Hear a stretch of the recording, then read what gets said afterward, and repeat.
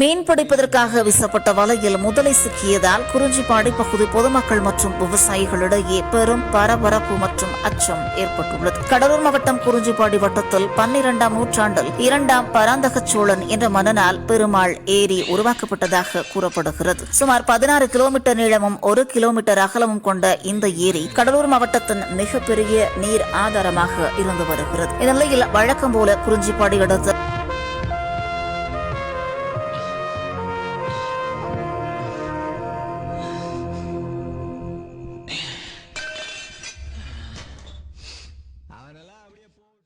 அந்த பையனுக்கு பயம் இல்லை.